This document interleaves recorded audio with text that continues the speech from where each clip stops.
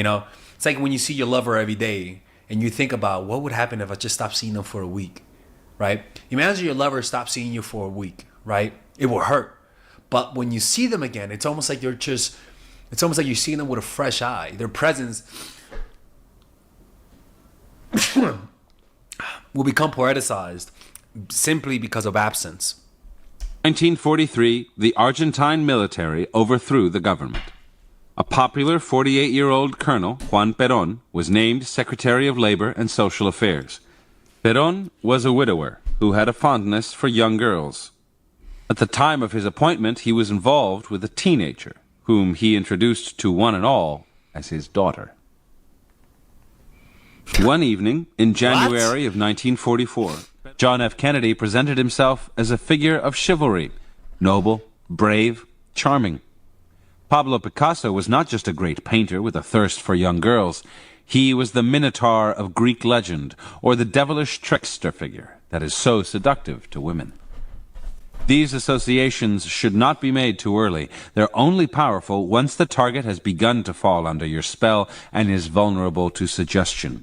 So it seems like this exaggerated godlike aura is best done towards the end of the seduction, because maybe that's when the imagination is even more active, and that imagination can take up the shape of bigger and more godlike type of imaginary figure. I guess in the beginning you could create the imagination. For example, in the beginning is like this big, but the more they like you and the more they know you, and when you pull space, now you have a bigger energy, and that bigger energy can create a more bigger and more vivid image of you that could also transcend humanity to the godlike aura. And people do think that with certain partners, they start to idealize them and think of that they're geniuses. I've had women call me that. I'm like legit. Like, and then not even like as a compliment, but like as a romantic shit, like saying I love you. Like, I remember one girl, she was like, You're a genius. I was like, bitch, what?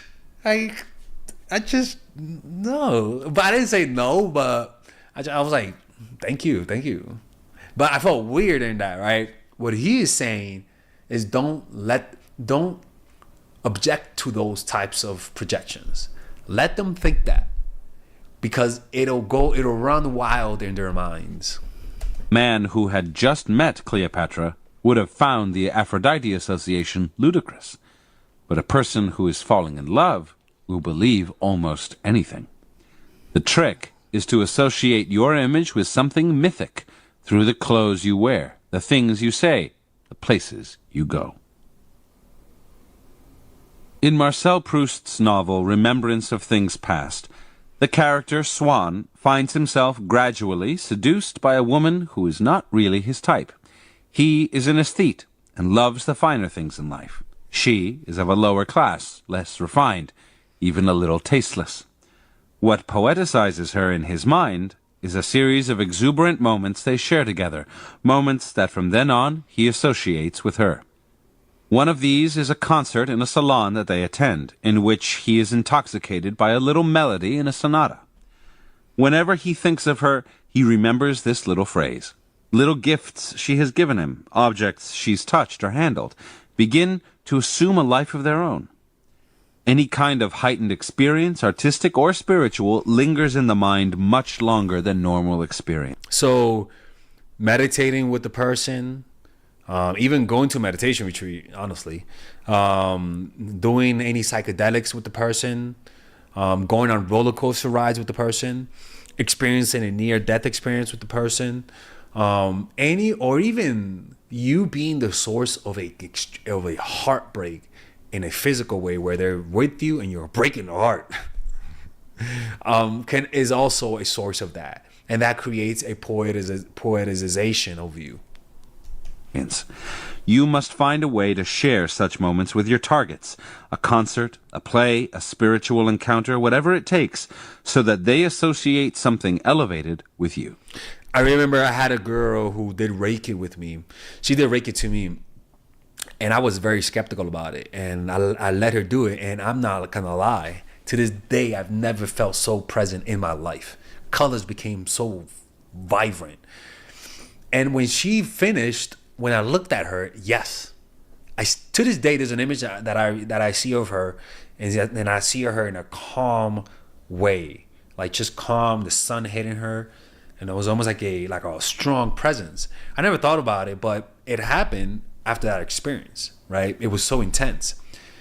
And so it's very true. If it's funny, like I could do a 1 hour meditation, but if a girl, I remember the first time I did a 1 hour meditation, I felt like I was hovering on the clouds. And it's funny, if I actually have a girl do a 1 hour meditation with me, she might experience the same thing. It's going to be really difficult, right? Because she never done it. But when she's done, she's going to feel a deep experience, and she's going to remember that and then associate me with it, right? It's just an example of that, of how that works.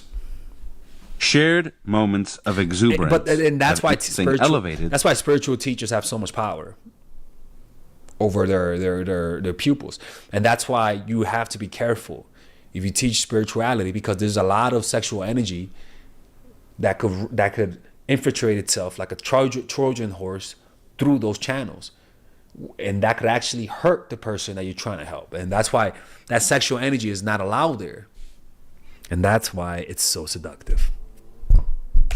With you, shared moments of exuberance have immense seductive pull. Also, any kind of object can be imbued with poetic resonance and sentimental associations, like a ring, as discussed in the last chapter. Like a ring. The gifts you give and other objects can become imbued with your presence.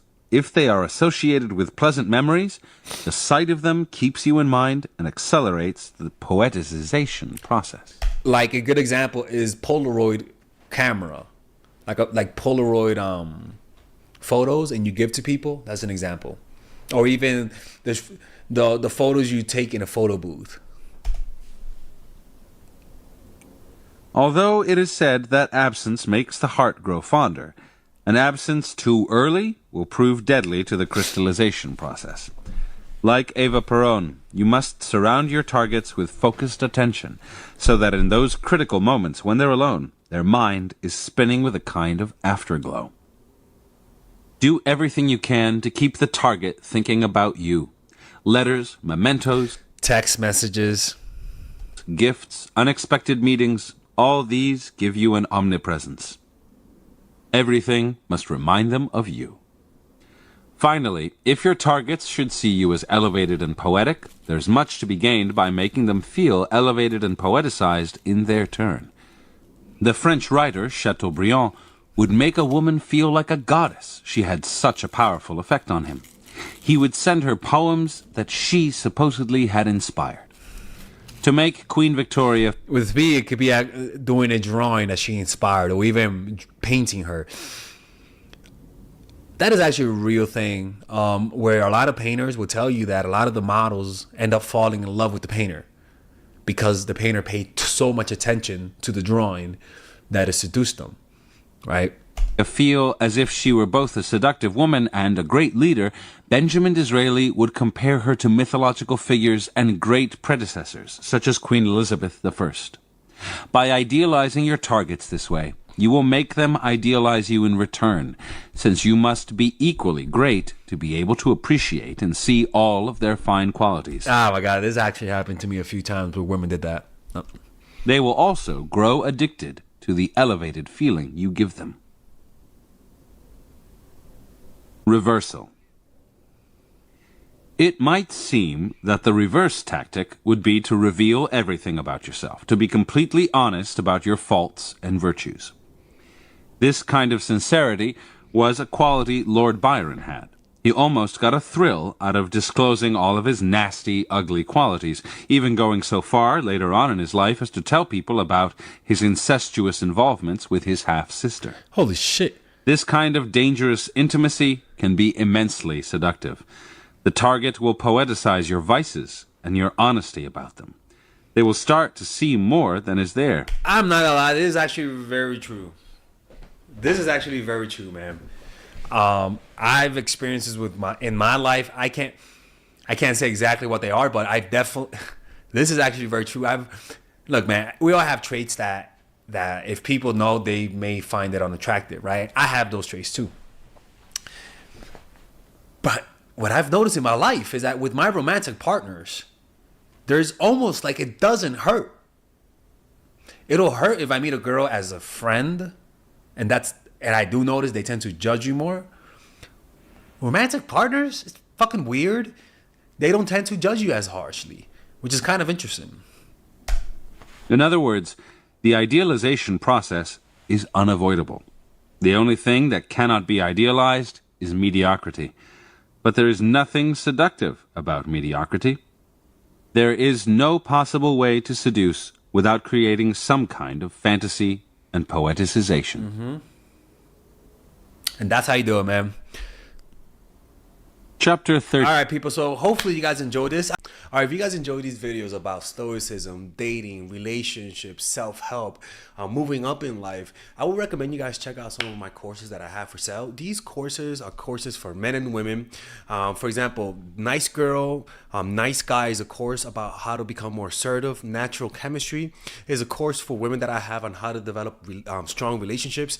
Dark Game is a controversial course that I have for guys on how to attract women in their life and keep it. It's not as dark as it seems, but we do talk about some dark psychology in here. Psychological Game of Attraction is a course that we made for women who are single.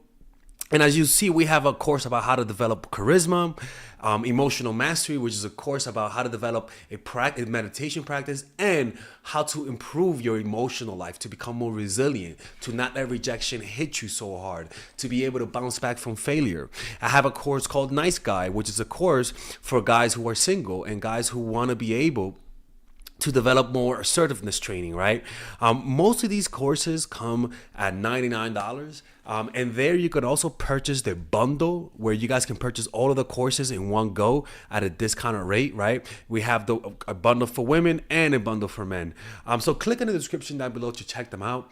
You could browse around and see the courses that you like. And if you don't like them, you guys can ask for a 30-day money-back guarantee, and I'll give you guys the money back, okay? And in fact, we actually have a new one for women right now we're developing. It's called The Feminine Woman. So if you're a woman watching, this course is specifically to help women become more feminine, to embrace their feminine while embracing their masculine energy. And I'm actually going to make a course for that, like that for men, which is called the Masculine Man, which is a course on how to develop masculinity and develop masculine energy, to attract women in your life, to attract business success in your life, to be able to be better socializing, to read people better. It's truly an all-around course. So if you guys want to check out those courses, click on the description down below where it says purchase the courses, and I'll see you guys inside. Bye-bye.